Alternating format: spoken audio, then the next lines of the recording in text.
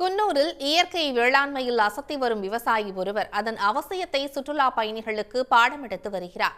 அவரை பற்றிய ஒரு தொகுப்பை பார்க்கலாம்.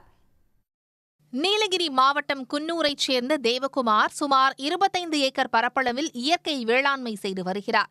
இயற்கை வேளாண் அறிஞர் நம்மாழ்வார் மறைந்தாலும் அவர் விதைத்துச் சென்ற வார்த்தைகளே தன்னை இயற்கை வேளாண்மைக்கு அழைத்து வந்ததாக கூறுகிறார் தேவகுமார். 90 வகையான மூலிகை செடிகள் மட்டுமின்றி பசுமை குடில் அமைத்து 500 வகை பூச்செடிகள் வளர்ப்பிலும் அவர் கவனம் செலுத்தி வருகிறார்.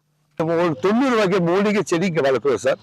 இந்த மூலிகை செடி டூரிசமுக்காக நம்ம ஏன் கஷ்டப்படுறோம்னா, எல்லா வீட்லயும் இந்த மூலிகை செடி அங்க வளரணுங்கிறதுக்காக நம்ம இங்கிருந்து உங்களுக்கு டீச்சிங் பண்ணி கொடுக்குறோம் சார்.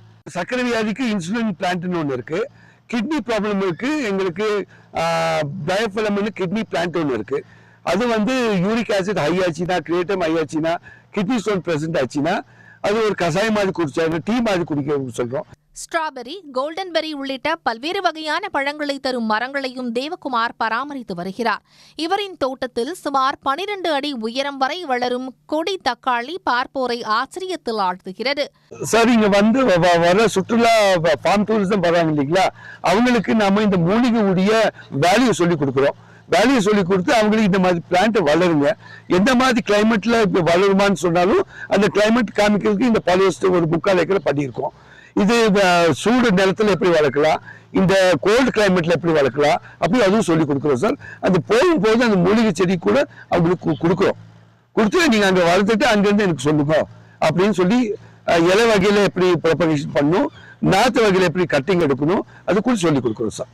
தனது தோட்டத்தை பார்வையிட வரும் சுற்றுலா பயணிகளுக்கு மூலிகை தாவரங்கள் குறித்து பாடமெடுக்கும் விவசாயி தேவகுமார் அவர்களுக்கு செடிகளை கொடுத்து இயற்கை வேளாண்மைக்கு திரும்புங்கள் என்று அழைப்பையும் அவர் விடுத்து வருகிறார்.